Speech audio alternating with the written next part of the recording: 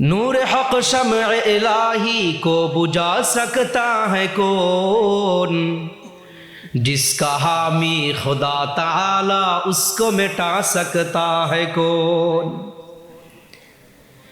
দিনের আলো খোদার প্রদীপ নিভাবে যে সে কে, যে বাতি আমার মাওলা জ্বালায় সে বাতি নিভায় কে।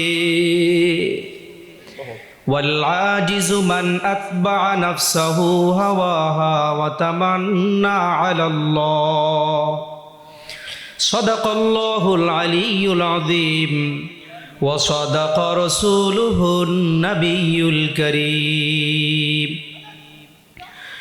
اللهم طهر قلبي من النفاق وعملي من الرياء ولساني من الكذب وعيني من الخيانة فإنك تعلم خائنة الأعين وما تخفي الصدور اللهم إني أعوذ بك من شر سمعي ومن شر بصري ومن شر لساني ومن شر قلبي ومن شر منيتي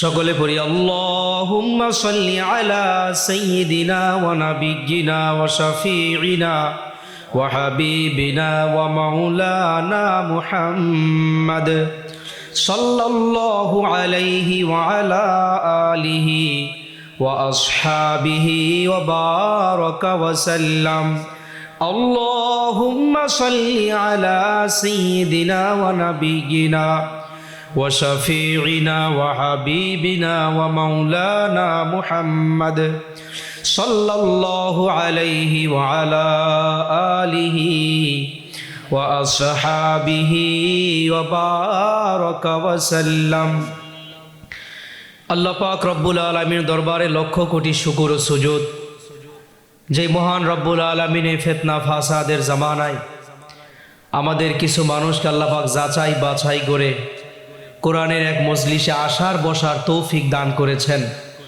এজন্য দিল থেকে ভাই শুকরিয়া আদায় করি, সবাই বলি আলহামদুলিল্লাহ। দেখেন, বর্তমান গোটা পৃথিবীর সমস্ত মানুষ দুই ভাগে বিভক্ত। একদল মানুষ হচ্ছে কুফরির পক্ষে, আরেক দল মানুষ হচ্ছে তাওহীদের পক্ষে। একদল মানুষ আস্তিক, আর একদল মানুষ হচ্ছে নাস্তিক। একদল মানুষ একত্ববাদে বিশ্বাসী, আর একদল মানুষ বহুত্ববাদে বিশ্বাসী। যারা নাকি বহুত্ববাদে বিশ্বাসী, নাস্তিক, কুফরির পক্ষে, তারা একত্ববাদে বিশ্বাসী, তাওহীদের পক্ষে যারা রয়েছে, তাদেরকে দুনিয়া থেকে নিস্তেনাবুদ, নিশ্চিহ্ন করে দেওয়ার জন্য, দুনিয়া থেকে মুছে দেওয়ার জন্য এমন কোনো হীন ষড়যন্ত্রান্ত নেই যা তারা করে নাই। কিন্তু আল্লাহ পাক রব্বুল আলামিন গোটা পৃথিবীর ইতিহাস খুঁজলে দেখা যায় সব সময় ইসলামের পতাকা সর্বসময় উঁচাই ছিল, কিয়ামত পর্যন্ত ইনশাআল্লাহ উঁচু থাকবেই। আপনি আমি পক্ষে থাকি আর না থাকি, আপনি আমি ইসলাম মানি আর নাই মানি, কিন্তু আল্লাহর দ্বীন আল্লাহ হেফাজত করবেনই। সূরা আলে ইমরানের 19 নং আয়াত আল্লাহ বলেন, ইন্নাদ-দীনা ইনদাল্লাহিল ইসলাম। আল্লাহ বলেন, আমার কাছে সবচাইতে মনোনীত পছন্দনীয় ধর্মের নাম হলো ইসলাম। আল্লাহ পাক এই সূরা আলে ইমরানের 85 নং আয়াতে বলেন, وَمَن يَبْتَغِي غَيْرَ الْإِسْلَامِ دِينًا فَلَن يُقْبَلَ مِنْهُ। পৃথিবীর যেই মানুষ ইসলাম ধর্ম ছাড়া অন্য কোনো ধর্ম, অন্য কোনো দিন, অন্য কোনো আদর্শ তালাশ করবে, কিয়ামতের ময়দানে তার থেকে সেই আদর্শ গ্রহণ করা হবে না, বরং وَهُوَ فِي الْآخِرَةِ مِنَ الْخَاسِرِينَ। বরং সে ক্ষতিগ্রস্তদের মধ্যে শামিল হবে, সে ধ্বংস হবে, সে আযাবের মধ্যে পাকড়াও হবে। আসলে গোটা কাফের মুশরিক ইহুদি খ্রিস্টান বৌদ্ধ ইসলামকে কেউ কখনো নিভাতে পারেনি, ইনশাআল্লাহ কোনোদিন পারবেও না। কেন? নূরে হক শামে ইলাহি কো বুঝা সকতা হ্যায় কৌন, जिसका हामी खुदा ताला उसको मिटा सकता है कौन। দিনের আলো খোদার প্রদীপ নিভাবে যে সে কে, যে বাতি আমার মাওলা জ্বালায় সে বাতি নিভায় কে। যেই দিন আল্লাহ চালাবেন, যেই দিনের হেফাজত আল্লাহ দায়িত্ব নিয়েছেন, এই দিনকে মিটাবার শক্তি গোটা পৃথিবীর কারণেই। দেখেন হযরতে ওমর রাদিয়াল্লাহু আনহু সহিহুত তারগীবের মধ্যে একটি কথা লিখছেন, বলছেন, তিনি বলেন, ইন্না কুন্না আদাল্লা কওমিন ফাআজ্জানাল্লাহু বিল ইসলাম। ওমর রাদিয়াল্লাহু আনহু ইসলামের দ্বিতীয় খলিফা, তিনি বলেন, আমরা তো হীন, আমরা তো লাঞ্ছনাময় এক সম্প্রদায় ছিলাম, যারা সদ্য মাত্র ভূমিষ্ঠ হয়েছে যে কন্যা, তাকে আমরা খারাপ কুমঙ্গল মনে করে তাকে আমরা মাটির নিচে দাফন করতাম, চাপা মাটি দিতাম। দরিদ্র নিপীড়িত নিষ্পেষিত মানুষের উপর আমরা অত্যাচার করতাম। এত খারাপ এক সম্প্রদায় আমরা ছিলাম। কিন্তু আল্লাহ পাক রব্বুল আলামিন বড় দয়া করে ফাআজ্জানাল্লাহু বিল ইসলাম, আল্লাহ বড় দয়া মায়া করে আমাদেরকে ইসলামের মাধ্যমে সম্মানিত করছেন। এরপর তিনি বলেন, ফামাহমা নাতলুবুল ইজ্জা বিগাইরি মা আ'আজ্জানাল্লাহু বিহি আদাল্লানাল্লাহ।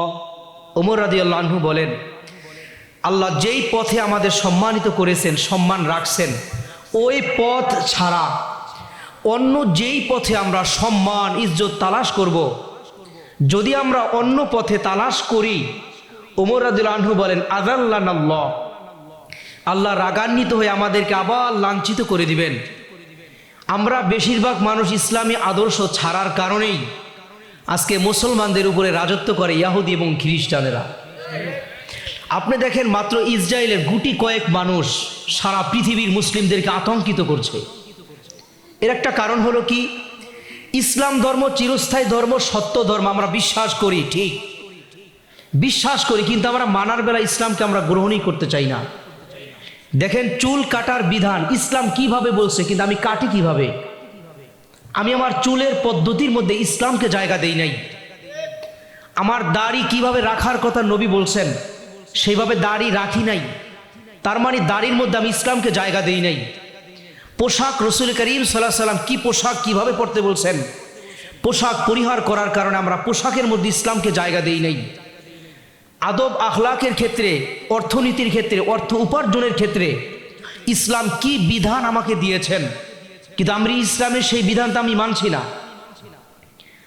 অথচ আব্দুল্লাহ ইবনে ওমর রাদিয়াল্লাহু আনহু আবু দাউদ শরীফের 4031 নং হাদিসে বলেন, عن عبد الله بن عمر رضي الله عنهما قال قال رسول الله صلى الله عليه وسلم من تشبه بقوم فهو منهم। আব্দুল্লাহ ইবনে ওমর রাদিয়াল্লাহু আনহু বলেন যে রাসূল করিম সাল্লাল্লাহু আলাইহি ওয়াসাল্লাম বলেছেন, যেই মানুষ, যেই মুসলিম কাফের মুশরিকদের যেই সম্প্রদায়ের আদর্শ আখলাক সে গ্রহণ করবে, কিয়ামতের ময়দানে আল্লাহ তাকে তার সাথে দাঁড় করায় দিবে। নাউযুবিল্লাহি মিন যালিক। প্রিয় মুহতারাম হাজির, দেখার বিষয় হলো আসলে আমি কোন আদর্শের উপর আছি, ইসলামী আদর্শের উপর আমি আছি কি নাই, আমার ছেলে আছে কি নাই, আমার মেয়ে আছে কি নাই। ওয়াজ মাহফিল করে কি হবে বলেন? আমি 1 ঘন্টা বয়ান করলাম, আপনি 2 ঘন্টা থাকলেন, 3 ঘন্টা থাকলেন, শেষ করে গেলেন। যদি আমল না করি কি ফায়দা হবে বলেন? রাসূল করিম সাল্লাল্লাহু আলাইহি ওয়াসাল্লাম মেরাজ থেকে আসার পরে বলছেন, হে আমার সাহাবীরা শোনো, তুকরাদু শাফাহুহুম বিমিকরাদিম মিন নার। আমি মেরাজে গিয়ে কিছু মানুষকে দেখেছি তাদের এই জিহ্বাগুলোকে জাহান্নামের কেচি দিয়ে কাটতেছে। জিজ্ঞাসা করলাম, ফাকুলতু মান হাউলা ইয়া জিবরিল, ভাই জিবরিল এরা কারা? জিবরিল আমিন জবাব দেন, ইয়া রাসূলুল্লাহ, হাউলাই খুতাবাউ উম্মতিক আল্লাযীনা ইয়া'মুরুনা আন-নাসা বিল বিররি ওয়া ইয়ানসাউনা আনফুসাহুম। আপনার সেই সমস্ত সম্প্রদায় যারা মানুষদেরকে ওয়াজ করে বেড়াতো কিন্তু নিজের আমল করতো না। আজকে আমি যেই কথাগুলো বলছি, যদি এই কথার উপর আমার আমল না থাকে, অবশ্যই অবশ্যই হাদিসের মেজদাক আল্লাহ আমাকে বানাবেন। আর আপনি আমার বয়ান শুনছেন, যদি আপনি পালন না করেন, জেনে পালন না করার কারণে যেই শাস্তি আল্লাহ অবশ্যই আপনাকে সেটা দিবেন। এজন্য ভাই আমলের নিয়তে শোনা চাই। আল্লাহ আমাকে, আপনাকে, আয়োজক সবাইকে আল্লাহ ইখলাস দান করেন, বলেন আমিন। আল্লাহ পাক রব্বুল আলামিন সূরা আনকাবুতের 64 নম্বর আয়াত আল্লাহ বলেন, ওয়ামা হাযিহিল হায়াতুদ দুনিয়া ইল্লা লাহবু ওয়া লাইব ওয়া ইন্নাদ দারাল আখিরাতা লাহিয়াল হায়াওয়ান।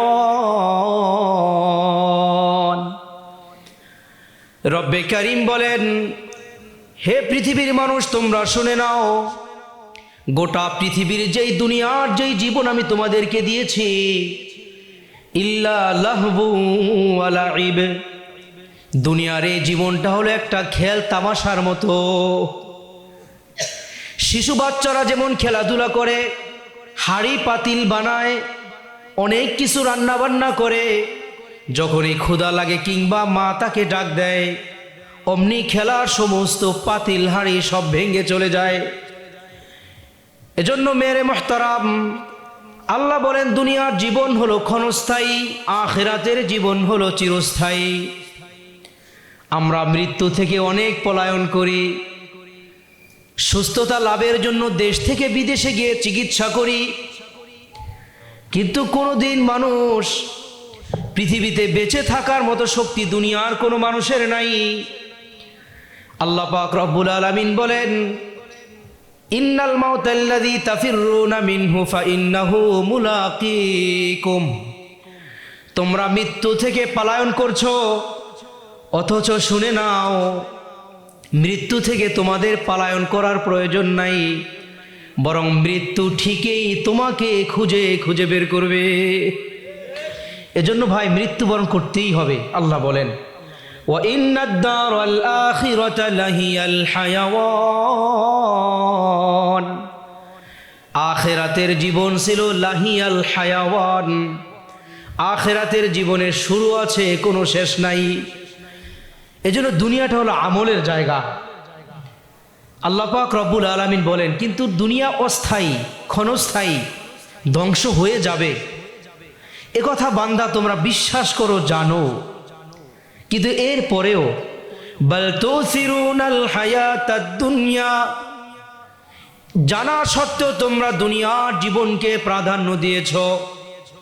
ওয়াল আখিরাতু খায়রু ওয়া আবকা, অথচ আখিরাত হলো চিরস্থায়ী, যার শুরু আছে কোনো শেষ নাই।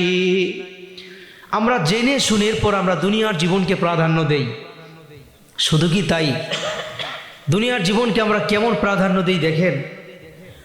দুনিয়ার জীবনকে প্রাধান্য দিতে গিয়ে ক্ষণস্থায়ী দুনিয়াকে সাজাবার জন্য কোনো হালাল হারামের কোনো ধরনের বাছ বিচার কিন্তু আমরা করি না। মন চাই জীবন আমরা পরিচালনা করছি। আল্লাহ পাক রব্বুল আলামিন বলেন, ফাআম্মা মান তাগা ওয়া আথারাল হায়াতাদ দুনিয়া। গোটা পৃথিবীর জীবন হলো দুই প্রকার। এক প্রকার জীবন হলো রব চাহি জিন্দেগি, আর এক প্রকার জীবন হলো মন চাহি জিন্দেগি। এখন বান্দা তুমি বিচার করো, তুমি তোমার মন চাহি জীবন যাপন করবে নাকি রব চাহি জীবন যাপন করবে। আল্লাহ পাক রব্বুল আলামিন বলেন, ফাআম্মা মান তাগা ওয়া আথারাল হায়াতাদ দুনিয়া। যারা বেপথে চলে, ইসলাম ভিন্ন অন্য পথে, ভ্রষ্টতার পথে যারা চলে, নামাজের সময় হয়েছে মসজিদে আসে নাই, রোজার সময় হয়েছে রোজা রাখে নাই, পর্দা করার সুযোগ হয়েছে পর্দা করে নাই, সুদ ছাড়ার সামর্থ্য ছিল সুদ ছাড়ে নাই, এরা হলো মন চাহি জীবন করেছে। আর যারা মনচাহি জীবন পরিচালনা করবে, রব্বে কারিম বলেন ফাইন্নাল জাহিমা হিয়াল মাওয়া, শুনে রাখো এর ঠিকানা হলো জাহান্নাম। আল্লাহ এর পরে বলেন ওয়া আম্মা মান খাফা মাকামা রাব্বিহি ওয়া নাহান নাফসা আনিল হাওয়া, যারা কিয়ামতের ময়দানে আমার সামনে দাঁড়াতে হবে, এই ভয় আমার যেই বান্দা বান্দির মধ্যে আছে, রব্বে কারিম বলেন ফাইন্নাল জান্নাতা হিয়াল মাওয়া, তার ঠিকানা হলো জান্নাত। হর কে দারাদ খৌফে হকদার দিল মুদাম, জান্নাতুল মাওয়া দেহাদ উরা মাকাম।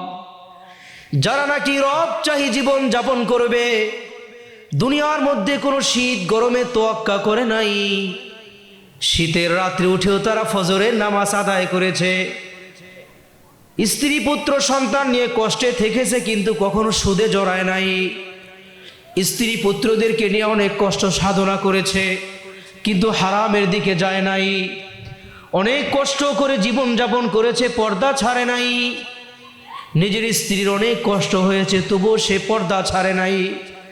আল্লাহ বলে এত কষ্ট করে যারা দুনিয়ার জীবন যাপন করবে, আমি রব্বুল আলামিন ঘোষণা করলাম, হে রাসূল আপনি ঘোষণা করে দিন ফাইন্নাল জান্নাতা হিয়াল মাওয়া, তার জন্য আমি ঠিকানা নির্ধারণ করে রেখেছি জান্নাত। এজন্য ভাই জীবন আমার হাতে, আমি কিভাবে পরিচালনা করব আল্লাহ তাআলা সব বলে দিয়েছেন। রব্বে কারিম বলেছেন দুনিয়ার জীবনকে তোমরা প্রাধান্য গিয়ে হালাল হারামের বাজ বিচার করো নাই, নিজের সম্পদ গড়বার জন্য বোনের হক দাও নাই, অথচ তোমার আপন এক মায়ের পেটে রক্তের বোন আল্লাহ কর্তৃক নির্ধারিত তোমার সম্পদ পাবে, তুমি দাও নাই।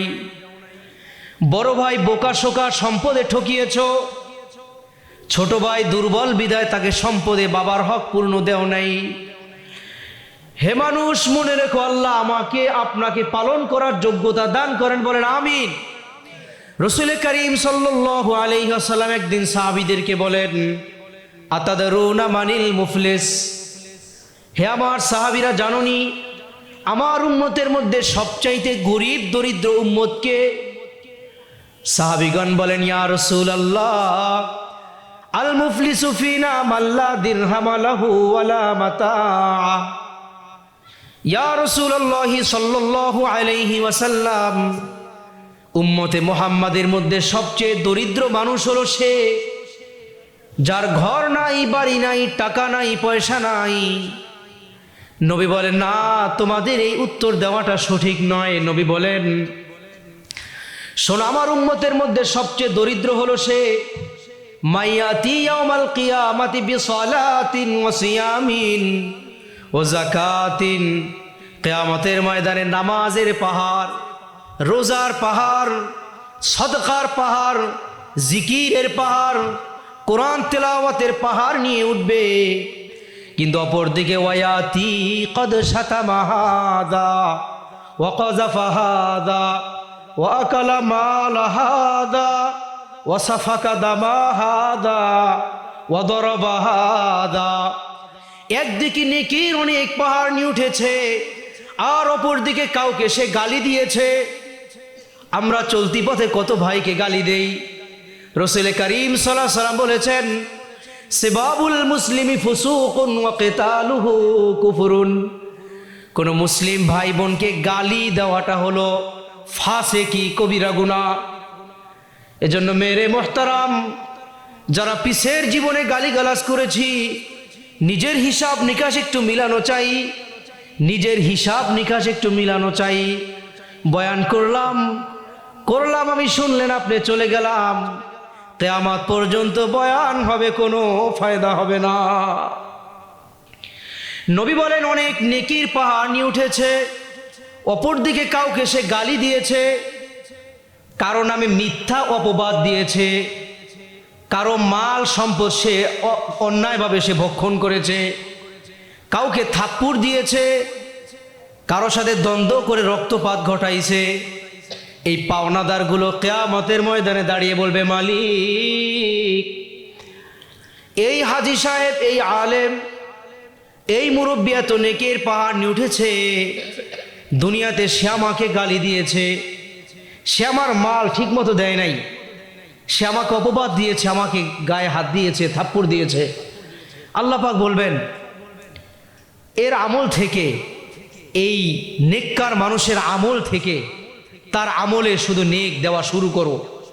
ফাইন ফানিয়াত হাসানাতুহু, দিতে দিতে দিতে দিতে যখন এর নামাজের পাহাড়, রোজার পাহাড়, হজের পাহাড়, জাকাতের পাহাড়, দুরুদ শরীফের পাহাড়, কোরআন তেলাওয়াতের পাহাড়, সব ফাইন ফানিয়াত হাসানাতুহু, সব শেষ হয়ে যাবে। ক্বাবলা আইয়ুকদা মা আলাইহি, তার পাওনাদার তার কাছে যেই পরিমাণে পাবে তা আদায়ের আগেই সব শেষ। আল্লাহ বলবেন, ইউখাযু মিন খাতায়াহুম, এখন পাওনাদারদের ভিতর থেকে যার যেই পরিমাণে পাওনা সেই পরিমাণে গুনাহগুলো এর কাঁধের উপরে চাপাইয়া দাও। শুধু কি তাই, চাপাইয়া দিয়ে আল্লাহ বলেন, ফাতুরিহাত আলাইহি, এর গুনাহগুলো এখন মাথার উপর উঠিয়ে দেওয়া হবে। ফাতুরিহা আলাইহি সুম্মা তুরিহা ফিন্নার, তাকে ধাক্কা দিয়ে জাহান্নামের গহ্বরে ফেলে দেওয়া হবে। এজন্য ভাই, দুনিয়াতে থাকাকালীন এই সবগুলো হিসাব নিকাশ একটু মিলানো চাই, যে আমার জায়গার মধ্যে অন্য কোনো ভাইয়ের জায়গা এক হাত পরিমাণ আছে কি নাই, আমি কারোর সম্পদ ঠকিয়ে খেয়েছে কিনা। সুদ, সুদ খাওয়া এটা অন্যের মাল। রাসূল করিম সাল্লাল্লাহু আলাইহি ওয়াসাল্লাম, হযরত জাবির ইবনে আব্দুল্লাহ থেকে রিওয়ায়াত, মুসলিম শরীফের হাদিস, তিনি বলছেন, লানা রাসূলুল্লাহি সাল্লাল্লাহু আলাইহি ওয়াসাল্লাম আকিলার রিবা ওয়া মুকিলাহু ওয়া কাতিবাইহি ওয়া শাহিদাইহি। হযরত আব্দুল্লাহ ইবনে জাবির তিনি বলেন, নবী করিম সাল্লাল্লাহু আলাইহি ওয়াসাল্লাম অভিশাপ দিয়েছেন, যে সুদ দেয়, যে সুদ খায়, যে লেখে, যে সাক্ষী থাকে, সবার উপরে রাসূল সাল্লাল্লাহু আলাইহি ওয়াসাল্লামের অভিশাপ। দেখেন অভিশাপ মানে কি, নবীজির অভিশাপের অর্থ কি? মুহাদ্দিসিন ইকরাম বলছেন, নবীজির অভিশাপের অর্থ হলো নবীজি এর সুপারিশ করতে রাজি নাই। নবীজির অভিশাপের অর্থ হলো নবী এর সুপারিশ করতে রাজি নাই। আবআদা মিন শাফাআতিহি সাল্লাল্লাহু আলাইহি ওয়াসাল্লাম, নবীর সুপারিশ থেকে সে দূরে থাকবে। আর নবীর সুপারিশ ছাড়া তো কেউ জান্নাতে যাওয়ার কল্পনাই করা যায় না।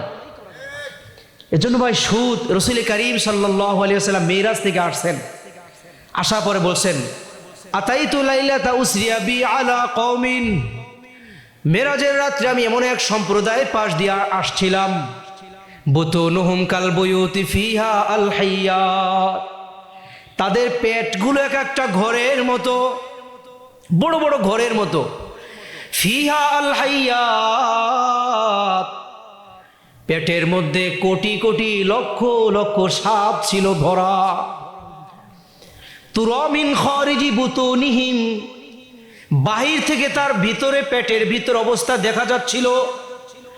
ফাকুলতু মান হাউলাই ইয়া জিবরিল, নবী বলেন, আমি জিবরিলকে প্রশ্ন করলাম, ভাই জিবরিল, এরা কারা, কেন এদেরকে এই শাস্তি দেওয়া হয়? জিবরিল আমিন বলেন, ইয়া রাসূলুল্লাহি হাউলাই আকালাতুর রিবা, এরা আপনার সেই সমস্ত উম্মতেরা যারা সুদের সাথে জড়ানো ছিল, যারা সুদ খেয়েছে। মেরে মুহতারাম, সুদের সাথে আমরা অনেক বেশি জড়িয়ে আছি। সহিহ তারগীবের একটা হাদিস, হযরত আবু উমামা আল বাহিলি রাদিয়াল্লাহু আনহু থেকে তিনি বলেন, নবী বলেছেন, ইযা যাহারা যিনা ওয়ার রিবা ফি ক্বরিয়াতিন ফাকাদ আহাল্লু বিআনফুসিহিম ইকাবাল্লাহ। নবীজি বলেন, যেই গ্রামের মধ্যে, যেই সম্প্রদায়ের মধ্যে সুদ এবং জেনা, সুদ এবং জেনা যেই সম্প্রদায়ের মধ্যে ছড়িয়ে পড়বে, ফাকাদ আহাল্লু বিআনফুসিহিম ইকাবাল্লাহ, সেই সম্প্রদায়ের উপর, সম্প্রদায় নিজের উপরে আল্লাহর আযাব গজবকে বাধ্য করে নেয়, আল্লাহর আযাব গজব আসতে বাধ্য করে, যার কারণেই ভূমিকম্প হয়, যার কারণেই আগুন লাগে, যার কারণেই বজ্রপাত হয়, বিভিন্ন কারণে বিজ্ঞানিকরা বলেছেন বিভিন্ন কারণে ভূমিকম্প হয়, কিন্তু উম্মতের উলামায়ে কেরাম বলেছেন আল্লাহ পাক রব্বুল আলামিন যে কথা বলেছেন উম্মতে মুহাম্মদ বলেন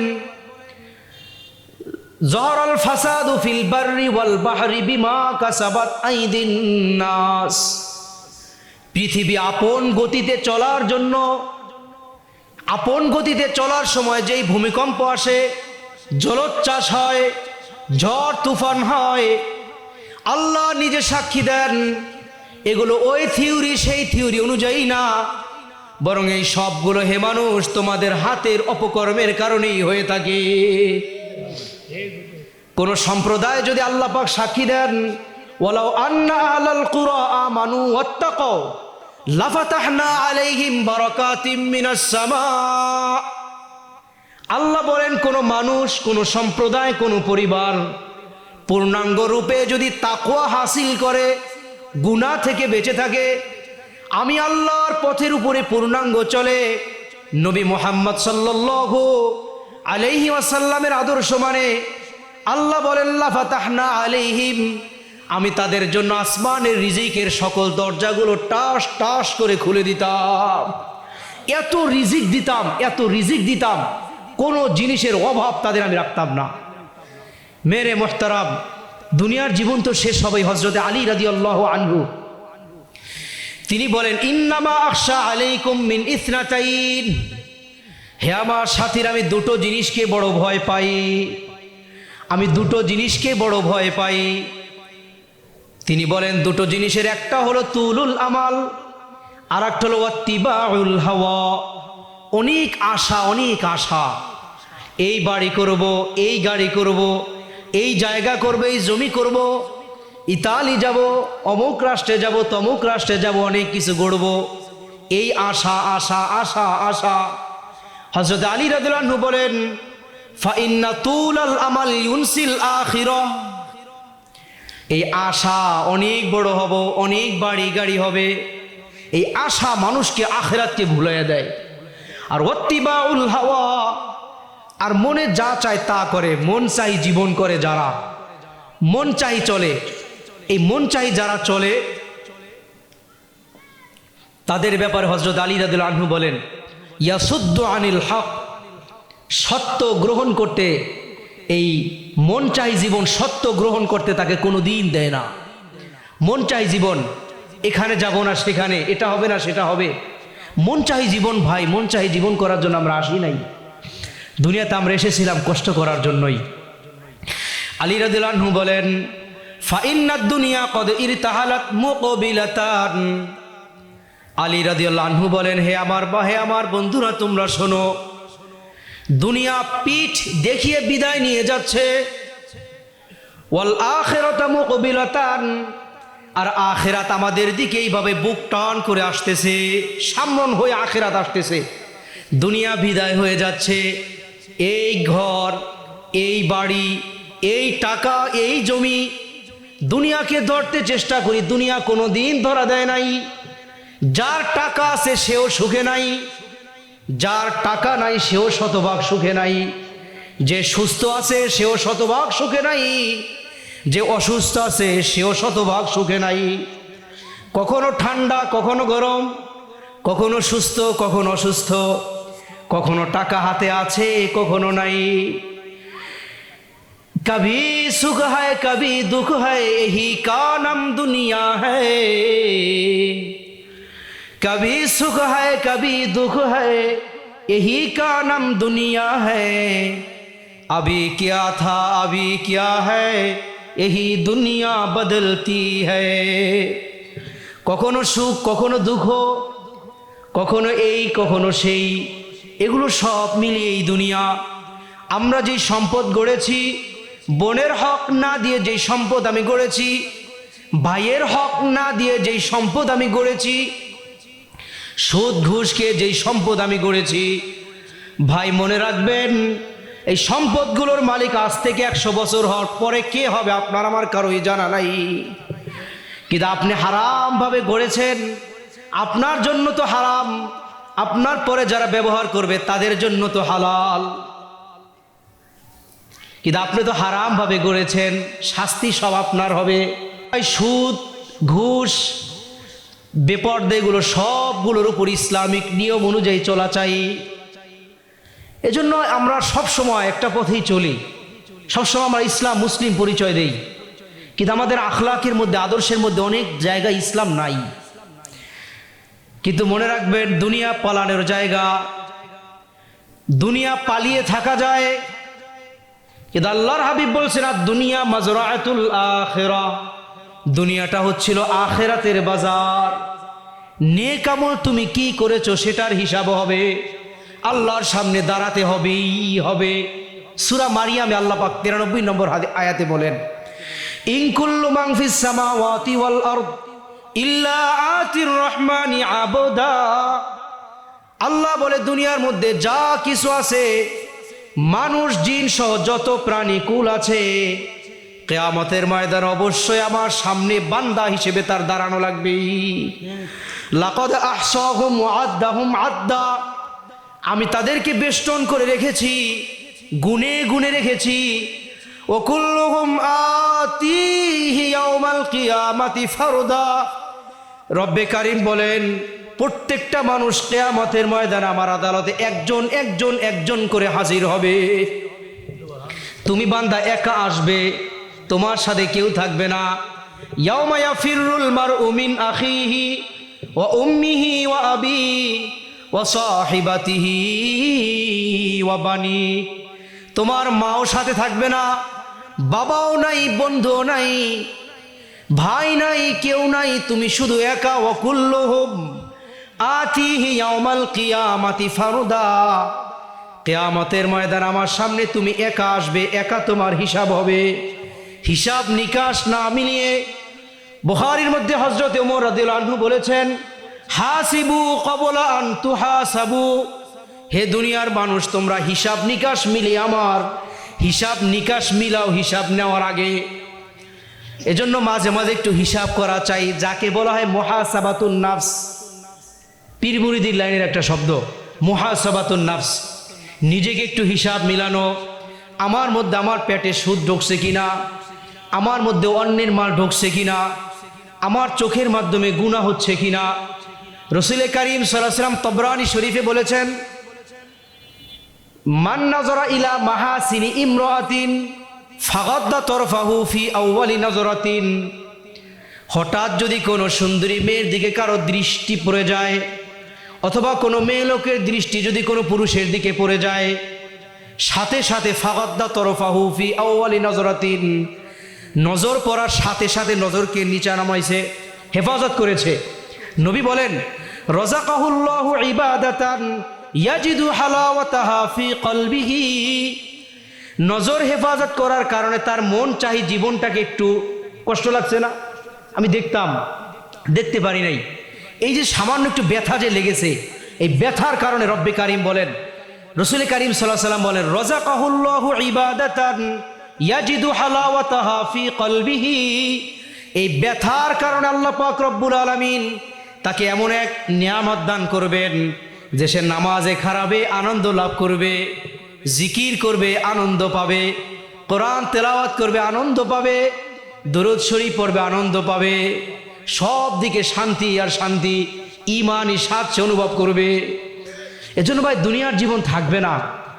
আমি যেইভাবে বলি, আপনি যেইভাবেই শোনেন, থাকবে না। দুনিয়া কাউকে জায়গা দেয় নাই, দিবেও না। আজকের যেই বাড়ি ঘরের মালিক আপনার দাদা ছিলেন, তিনি এক সময় বলেছিলেন, এই বাড়ি আমার, গাড়ি আমার, এই জায়গা আমার, আমার আমার আমার। দাদা কিন্তু নাই। আপনার বাবা দাবি করেছে এইটা আমার, সেইটা আমার, তিনিও কিন্তু নেই। আজকে আপনি দাবি করেন এই জায়গা আমার, আমি দাবি করি এই জায়গা আমার। আমার আমার আমার আমার করতে করতে এক সময় দুনিয়া শেষ হয়ে যাবে, দুনিয়া শেষ হয়ে যাবে, আখিরাত শুরু হয়ে যাবে। এজন্য ভাই, মন চাহি জীবন বাদ দিয়ে রব চাহি জীবন করার পরিকল্পনা করা চাই। রব চাহি জীবন।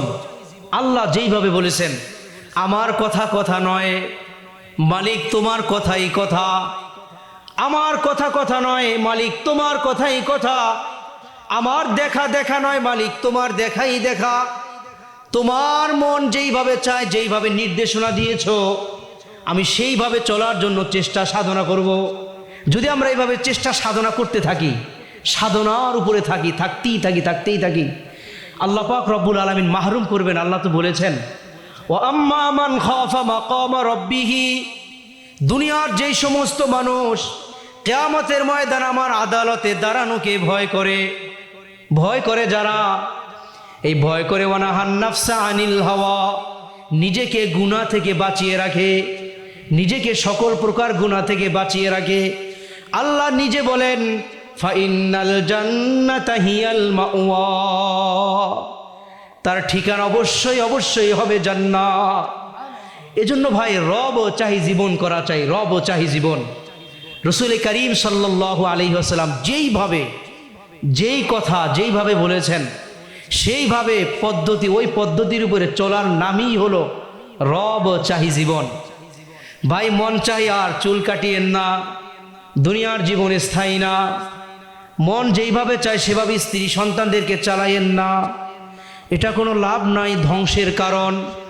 মন যেইভাবে চায় সেভাবে আপনি আপনার সন্তানকে লালন পালন করিয়েন না। এই জন্য সন্তানের মধ্যে দ্বীনের বীজ বপন করেন।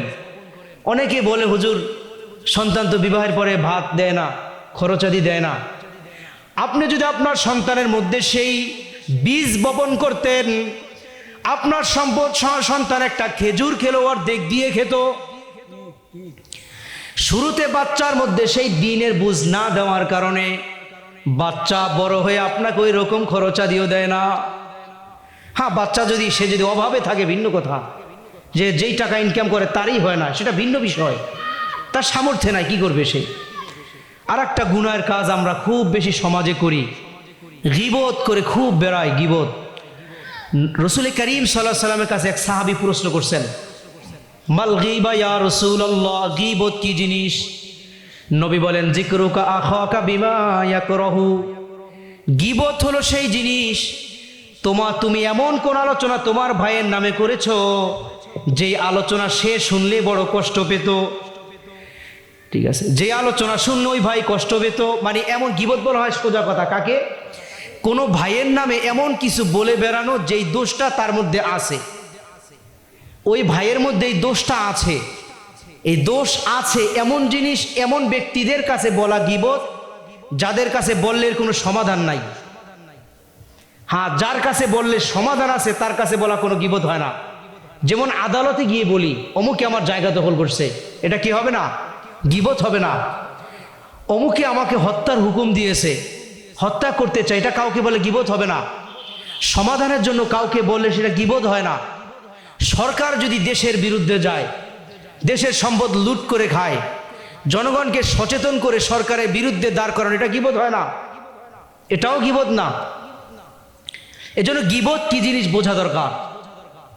তাই কোনো ভাইয়ের মধ্যে দোষ আছে, এই দোষ এমন কাউকে বলা হচ্ছে গীবত, যার কাছে বললে কোনো সমাধান নাই, শুধু তাকে হেয় প্রতিপন্ন করার জন্য বলা, এটাকে বলা হয় গীবত। গীবতের গুনাহ ব্যক্তি মাফ না করা পর্যন্ত কোনোদিন মাফ হয় না। গীবতের গুনাহ এত বড় গুনাহ।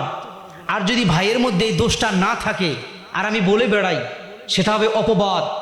গীবতের চাইতে অপবাদের গুনাহ আরো বেশি ভয়ঙ্কর। এজন্য ভাই সমস্ত গুনাহগুলো ধরে ধরে ইমাম সাহেব থেকে শিখবেন। ইমাম সাহেব যদি যোগ্য হন, তার ছাত্র হইতে আপনার সমস্যা কোথায়? আর ইমাম সাহেব যদি অযোগ্য হন, তাকে রাখছেন কেন? এজন্য ইমামের কাছ থেকে কবিরা গুনাহগুলো শিখবেন। কোন কোন কাজ কবিরা গুনাহ, কোন কোন কাজ করলে আমি জান্নাতে যাওয়া সহজ, কোন কোন কাজ আল্লাহর হাবিব পছন্দ করেন, কোন কোন কাজ আল্লাহ পছন্দ করেন। আরে ভাই, দুনিয়ার সবাইকে আপন বানিয়ে দেখেছেন, বন্ধুকে আপন বানিয়ে দেখেছেন, বন্ধুর স্বার্থে আঘাত লাগলে বন্ধু থাকে না। অমুককে নেতাকে আপন বানিয়ে দেখেছেন, স্বার্থে আঘাত লাগলে নেতা চেনে না। ভাই আপন ভাই, স্বার্থে আঘাত লাগলে ভাই ভাইকে চেনে না, স্বার্থে আঘাত লাগলে বোন বোনকে চেনে না। আপন পিতার সাথে বারবার অন্যায় করলে পিতা তাকে ত্যায্যপুত্র করে দেয়।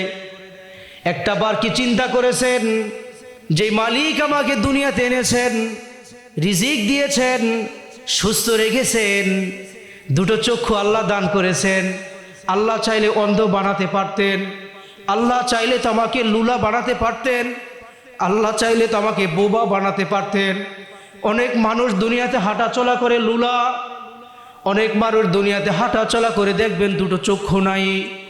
অনেক মানুষকে আল্লাহ বানিয়েছেন হাত দুটো অকেজো। আল্লাহ কত হালতে মানুষকে রাখছেন। আল্লাহ বড় দয়া করে মায়া করে আপনি আমাকে সুন্দরভাবে গঠনটা দান করছেন, কত সুন্দর দুটো চক্ষু দিয়েছেন।